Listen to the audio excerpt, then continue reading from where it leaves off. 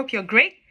Hope you've had a great week as well. I know I'm always asking that question and I say, how are you? And I know you can't answer me back because it's a video. But when I actually say, how are you? I actually do mean, how are you? I mean, I don't mean it in a perfunctory way when people say, how are you, just as something as a filler, because, how are you can be a sentence filler sometimes. I actually asked that question from a sincere heart to say, how are you? I know that a number of people who watch these videos watch it to kind of support me. So I actually do want to know how you are. And even though you can't answer me, I want you to take some time out to think about how you are yourself. It's the second week of lockdown 2.0 in England and we're coping. I personally have had a really strange week this week, but I just want to be thankful as well that I've been able to come to the end of the week and kind of, just do what I need to do and just take each day at a time. It just tells you that not every week is going to be perfect, but, if you're still alive, if you're healthy, there is always something to be thankful for. I just want to share something I did this week as well. It got to a point, I think it was on Tuesday or Wednesday, where I just kind of felt overwhelmed and I could feel my stress levels rising. And I'm not someone who does very well with stress. So what I just did was I switched off my computer. I have an app on my phone where I listen to meditations, it's scripture meditations, and the person has got a really good meditative voice. And I just shut everything down. Because my children are home for now, I told them that, what, mommy needs a break. And I just went into my bedroom, put on the motivation app. This was about 1 o'clock in the afternoon, and I just slept. I slept from about 1 to 2:30. I looked at my calendar at work and I realized I didn't have any meetings, and I just slept. I took a nap. And I was like, what, I can't do this. I'm tired, I'm drained, and I woke up and I felt a bit better. So the reason why I shared that was because there are some times when we just need to take out, a break from everything. It could be for you, it could be going out for a walk to clear your head. It could be taking a nap. It could be going somewhere quiet with a cup of tea or something. I've got a cup of tea here with me. I'm a tea person. Hello, tea lovers. I think most book lovers tend to be tea lovers as well, but please feel free to correct me if I'm wrong. So anyway, I just thought I'd add that in before I start my book review of the week. I want this to be a bit more lighthearted and not too serious. And so that's why I wanted to share that. So I do hope you found some way to be able to recharge this week as well, like I did. And, when we do take time out to recharge, you know what? Nothing happens. As in, we come back and things are still okay. We can't give from... it's very cliche when people say it, but you can't pour from an empty tank. If you're not performing at your optimal, you can't really help others. So if you do need to take out time, do take out time for yourself. So my book review, enough of my faffing about. But I hope you enjoyed that bit of it. Please also, as I said, correct me if you're a book lover but don't like tea. I'm going to be doing a series. Last week I shared 5 books that are my best change books. So I work in the change and transformation industry, but I don't also just like change from a point of view of just my professional development. I also see change from a personal development because I feel that every human being goes through change. I think the world as a whole goes through change. We change from morning to night. We change from summer to autumn. We always change, and change is part of everything that we do. So I shared 5 of my best books on change, and last week I did a review on Iceberg is Melting from one of the 5 books I shared. And I'm also going to be doing a review this week from Start With Why, which is one of the books I also shared on my 5 best books on the subject of change. So it's Simon Sinek's, I don't know why I'm saying that.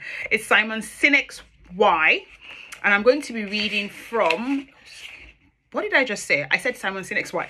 Simon Sinek's Start With Why. Please don't mind me, and I'm not going to edit this out of the video. I just need to be able to show that I do make mistakes, but I'm sure you'll pardon me for the mistakes I made. So I'm reading from chapter 2 of Simon Sinek's Start With Why. And I'm going to be reading from the portion that talks about manipulation versus inspiration. And my monologue after this is going to be more about inspiration.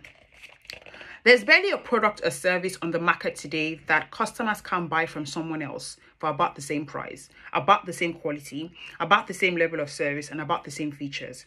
If you truly have a first mover's advantage, it's probably lost in a matter of months.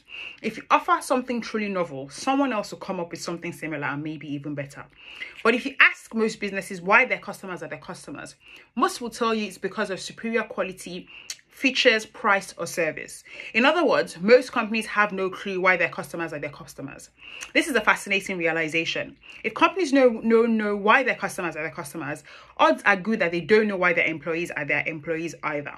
If most companies don't really know why their employees are their customers or why their employees are their employees, then how do they know how to attract more employees and encourage loyalty among those they already have?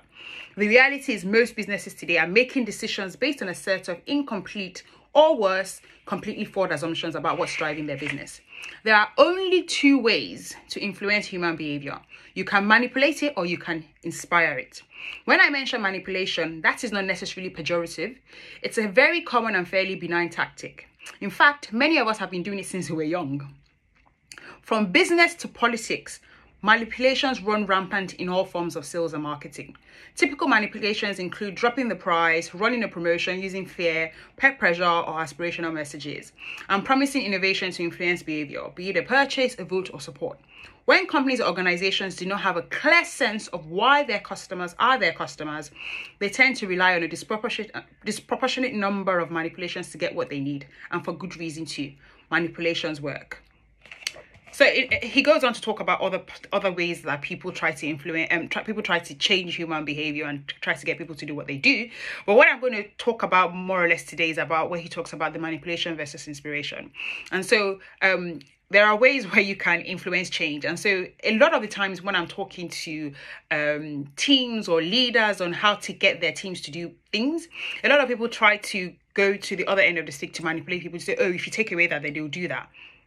Or if you don't do this, if you, I'll use an example. So you're trying to get people to move from using this particular system or using spreadsheets to using this system. And they say things like, just cut off all access to that. And then they have no other option. You know, that's manipulation, because if you take away something, you're manipulating someone to do something else. And that is fine. There are instances where you need to do that, where you need to have that hard break. But for me, I would always go for the fact where you inspire people to want to use your new system. You want to inspire people to want to do that thing that you want to do. You want to inspire people to say, okay, I just don't want to lose weight because I'm making them feel bad about themselves, or I'm trying to make them look difficult, but they're inspired to say, oh my God, I like that, how that looks. I want to lose weight, or I want to do this in my life because I'm inspired by this. So inspiration would always, for me, and this is my opinion, and I know that manipulation and sometimes the harder ways to do things work, but for me, and I find personally for myself, and most of the things I've done, and I've been doing this for a while now, I often see that the best ways to be able to get sustainable change, or for people to be able to do things and allow it to stick, is if you are inspired.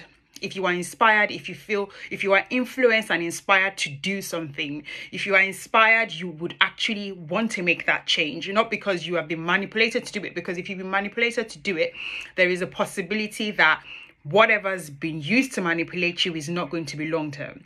And once that thing that's been used to manipulate you has been taken away, how do you then continue that longevity? How do you continue keeping up with that habit? How do you continue keeping up on making sure that change is embedded and becomes part of your behavior? Because remember, we don't just approach change from the point of just change from the change from for the sake of doing change. We do change to influence behavior. You know, there is a school of thought that thinks that behavior is behavior. You know, our behaviors are a wide range of things. A lot of things cause our behavior. You know, our experiences, things we've gone through, nature, nurture, so many things influence our behavior. So when we want to change, or we want to make a change, we don't just want to change something. So I'll use something that I've done before in my life. I don't want to say I want to lose weight. Lose weight is fine, but after that, what's that? There's a reason why you want to lose weight. There's always a reason why. Why do you want to lose weight? Do you want to lose weight so you can wear, you know, I had some vain examples. I wanted to be able to shop in regular shops. And today, no, that's not the only reason, but that is still part of the reason why I do stuff. I'm always saying to people, I can't afford to put on weight because I don't want to buy a new wardrobe, because when I lost weight in 2015, I literally had to change my whole wardrobe. And so I was like, I can't afford that. And I want to be able to shop in normal shops. So it's an inspiration for me to say, you know what? All of the clothes I have in my wardrobe now, if I put on weight, I can't wear them. And that keeps me on my toes. That is me. And there's another thing I wanted to point out here. Your why has to be personal to you. There's no right or wrong answer when it comes with why. You know, yeah, obviously I know that they are wrong answers. If you want to hurt people, that's no good thing, but you know what I mean. A lot of times people are kind of very skeptical about stating their why, because they think there's a perfect why, or there's a why that's acceptable. You know, there's a way society makes us to feel, oh, I want to do this, especially on Instagram. Sorry, Instagram people. But you know, there's a lot of inspirational, motivational speak and the way everybody does things, and you feel that you have to do it that way. But your why is personal to you. And if you want to also get people to go on that journey with you, you need to look for a way to inspire them. You need to look for a way to inspire them to want to do better. So that's what I wanted to share today regarding the book Start With Why, Simon Sinek. So if I have convinced you to read it, I hope I have convinced you to read it. But if I haven't, please do let me know. But I also think I've been able to, I also hope that I've been able to allow you to think about why we do things. And also, if you want to be that person who influences change or manipulates change. Thank you very much for watching. One other thing, if you are watching this on my YouTube channel, can you please subscribe to my YouTube channel? If you are watching this on all my other social media outlets, can you please also share? Can you please also tell people about what I do? I used to be so reluctant about saying please share my page or all of that, but you know what, there's really no harm in trying to share, because I do think that all of these things that I do are quite valuable, and people can, and I get inspired when I watch certain things. So if you do know that there's someone who can be inspired by watching this, please do forward it on to them. And also just let me know how you think, or what you think I could do to improve and all of that. I'm always willing to listen to feedback. So thank you very much for watching, and hope you have a lovely week, and hope to see you in my next book on change next week. Thank you. Bye bye.